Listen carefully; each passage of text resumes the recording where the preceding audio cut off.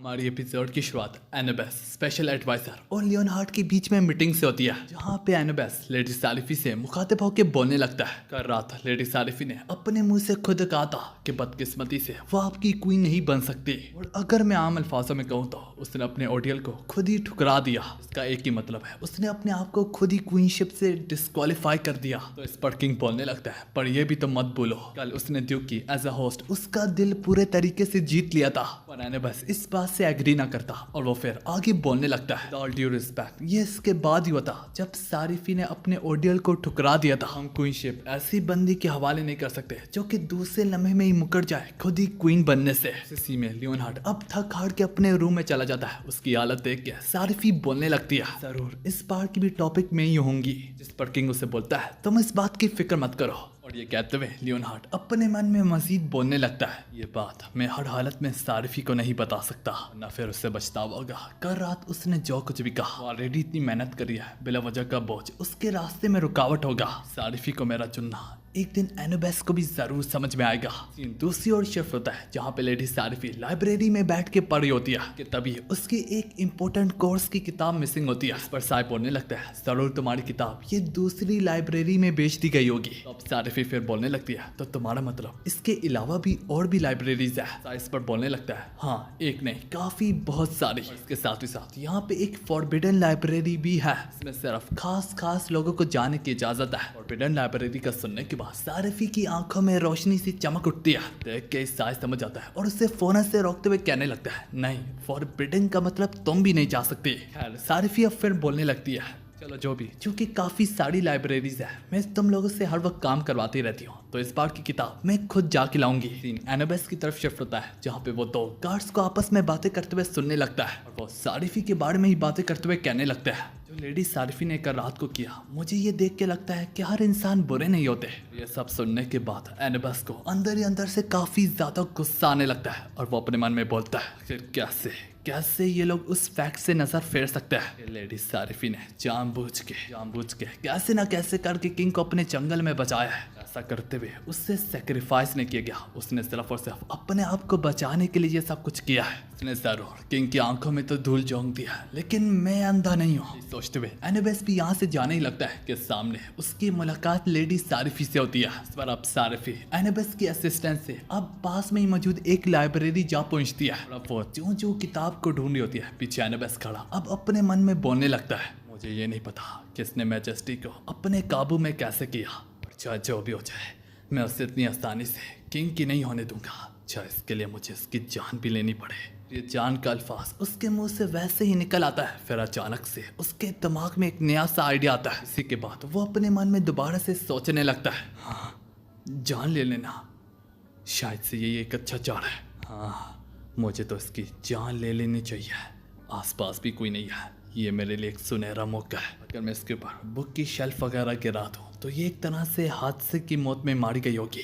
ये सोचते हुए एनाबेस उसकी जान लेने के लिए अब जो ही हाथ आगे बढ़ाने को जा रहा होता है, इसी में लेडी सारिफी से कुछ किताबें गिरती है और वो सीधा जाके एनाबेस के ऊपर जा लगती है। शायद से एनाबेस की तबीयत ऑलरेडी पहले से खराब होती है और इसी में वो बेहोश हो जाता है। जो बेहोश होता है तभी उससे अपने पास की याद सताने लगती है। हमें दिखाया जाता है एनाबेस अपने दिल जी जहाँ से स्टडी कर रहा होता है, तभी उसके पास एक सर्वेंट आके बोलने लगती है, सीरियस वक्त आ गया है, क्या आप कपड़े बदल के अपने फादर की फ्यूनरल में शामिल हो जाए। तो हाँ यार, यहाँ पे हमें मालूम पड़ता है उसके फादर की हाल ही में ही मौत हुई है, पर सीरियस उनकी फ्यूनरल अटेंड करने से मना कर देता है। सुनने के बाद वो सर्वेंट हैरानगी से बोलने लगती है, पर ये आप क्या कह रहे हैं, उनकी फ्यूनरल में ही तो आपको उनका टाइटल एनाबेस मिलेगा। और सीरियस यहाँ पे बोलने लगता है, इसी टाइटल में ही तो मसला है, इसी टाइटल में गुलामियत बसी है और मैं उनका वफादार कुत्ता नहीं खिलाना चाहता। यहीं पे उसे अपने फादर की एक बात याद आने लगती है, मेरे बेटे एक चीज याद रखना, जो हमारा टाइटल है एनाबेस, इसका सिर्फ एक ही मतलब है, जनरेशन टू जनरेशन सिर्फ किंग को सर्व करना। एक दिन वो वक्त आएगा जिसमें तुम्हें अपनी जान भी किंग के लिए सेक्रीफाइस करनी पड़ेगी। सीरियस यहाँ पे बोलने लगता है, उसकी मौत से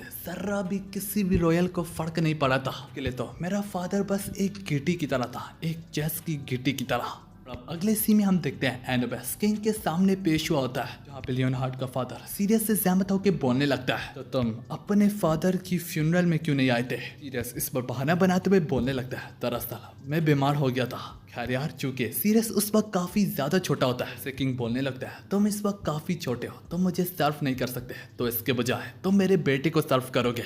सुनने के बाद दूसरे सीन में हम देख पाते हैं सीरियस लियोनहार्ड के सामने आते हुए बोलने लगता है, मेरा नाम है सीरियस और आज के बाद मैं तुम्हें सर्व करूंगा। जो सुनने के बाद लियोनहार्ड काफी ज्यादा कंफ्यूजली सवाल पूछते हुए बोलने लगता है, सीरियस मैंने तो समझा था तुम्हारा नाम एनोबस है। सीरियस इसके जवाब में बोलने लगता है, ओ दरअसल मुझे अभी तक ये टाइटल इनहेरिट में नहीं मिला। और ये कहते हुए वो अपने मन में मजीद बोलता है, आखिर मैं एक ऐसा टाइटल क्यों चाहूंगा जिसका मतलब ही तुम्हारी गुलामियत है। तरह वह गुजरता जा रहा होता है, जहाँ पे एनोबस अपने दिल में ये थाम बैठा होता है कि वो इतनी मेहनत करेगा और इतना ज्यादा नॉलेज हासिल करेगा कि वो रॉयल्टी से भी ज्यादा खास माना जाएगा। ये सोचते हुए वो अपने ख्यालों में आगे बढ़ होता है कि तभी लियोनहार्ड अपना हाथ उसके माथे पे रखते हुए उसे रोक देता है। कि पूछने पे वो उसे बताने लगता है कि तुम्हारे पैरों तले करीब में ही चुंटियां चल रही है, अगर तुम उन पर पैर रख के बिना भी गुजर सकते हो तो ये ज्यादा अच्छा होगा।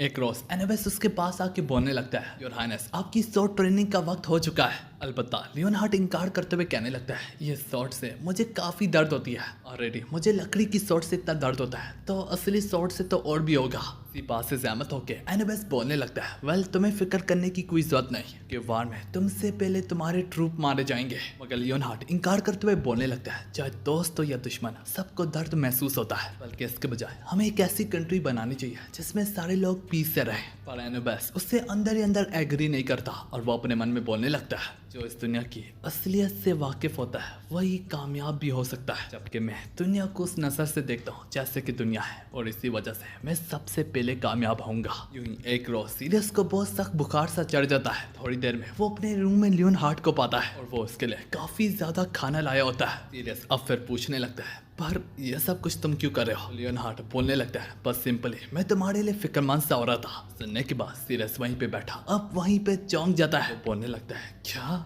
एक रॉयल्टी, वो भी मेरे लिए फिक्रमंद, और ऊपर से वो प्रिंस भी है। लियोनहार्ड यहाँ पे ये भी बोलता है, वैसे भी तुम्हारे फादर ने मेरे फादर की जान बचाई थी और इसी में वो मारे गए। लियोनहार्ड साथ ही साथ अपने फादर के भी बारे में बताते हुए बोलने लगता है, वो हमेशा से मुझ पर गुस्सा करते हैं और काफी स्ट्रिक्ट है, पर फिर भी मैं उनका काफी ज्यादा एहसानमंद हूँ। जिसके बाद सीरियस उसे अपने चैम्बर में वापस भेजने को ही लगता है कि इसी में अचानक से कुछ ऐसा फौरन से खिड़की तोड़ते हुए अंदर आ जाते हैं और वो किंग और सीरियस को किडनैप करके अपने साथ ले जाते हैं। वहाँ पे सबसे पहले सीरियस को होश आती है और वो वहाँ पे अपने सामने लियोनहार्ड को बंधा हुआ पाता है बेहोश। पास में मौजूद दो असैसिन बोलने लगते हैं, ओह तुम्हारा शुक्रिया, तुम्हें पता है क्यों? क्योंकि तुम्हारे बिना हम प्रिंस को कभी भी किडनैप ना कर पाते, और अब चूंकि हमने प्रिंस को किडनैप कर लिया तो हम अपने दोस्तों को भी रिहा कर पाएंगे। के बाद हम खुद अपने हाथों से किंग की जान लेंगे। ये सारी बातें सुनने के बाद एनोबस समझ आता है ये वही असैसिन्स हैं जिन्होंने एक बार पहले भी किंग को मारने की कोशिश की। मेरे फादर की वजह से उनकी प्लानिंग नाकाम हो गई और इसी तरह मेरे फादर किंग को बचाते बचाते मारे गए। ये सोचते हुए सीरियस गुस्से में आके उनमें से किसी एक की टेल पे चक मार देता है और उतने में उसके आंखों से आंसू भी बह रहे होते हैं और वो रोते रोते बोलता है कि तुमने मेरे फादर की जान लिया है। वही असैसिन अब अपनी टेल को लहराते हुए उससे फौरन से दीवार से दे मारता है। इसी तरह वह असैसिन बोलने लगता है, तो अच्छा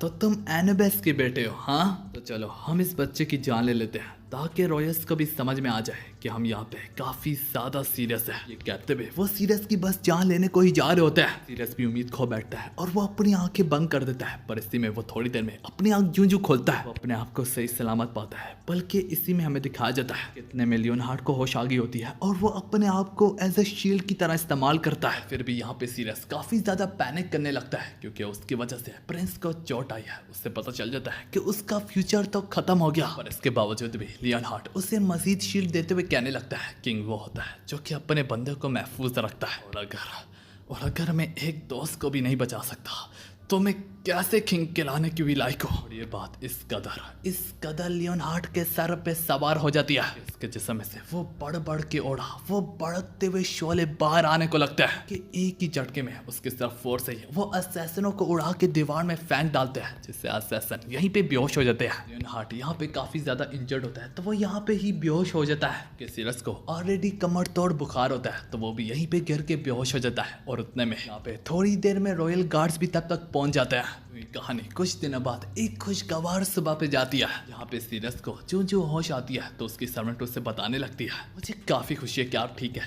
और ऊपर से अब प्रिंस भी कुछ दिनों में ठीक हो जाएंगे। सबसे बढ़ के प्रिंस ने यहाँ पे काफी ज्यादा रोते हुए अपने फादर से ये रिक्वेस्ट की थी ताकि एनाबेस की रेपुटेशन जर्रा सी भी खराब ना हो और कोई तुम्हें जर्रा सा भी ब्लेम ना करे। यह सुनने के बाद सीरियस की अब मजीद और भी आंखें खुले की खुली रह जाती है। वो यहीं पे अपने मन में अपने फादर से मुखातिब होकर बोलने लगता है, डैड क्या आप मुझे देख रहे हैं?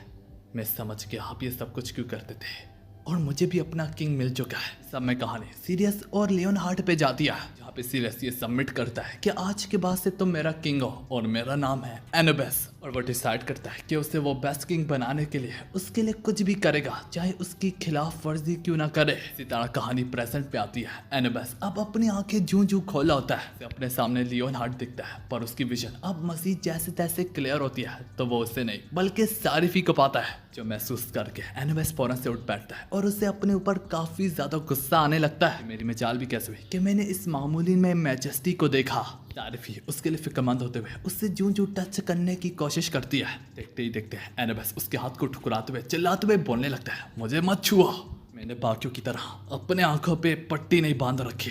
इसी तरह वो काफी कुछ कहने लगता है कि वो उसे जर्रा भी ऐसा कोई नहीं चाहता, पर उसे यूं बातें करता देख के सारिफी की जान में जान आती और वो बोलने लगती है, काफी अच्छा लगा, तुम वापस से पहले जैसे होगे।